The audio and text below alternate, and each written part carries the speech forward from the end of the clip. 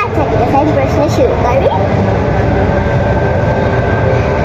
এখন বলতেছি আমি,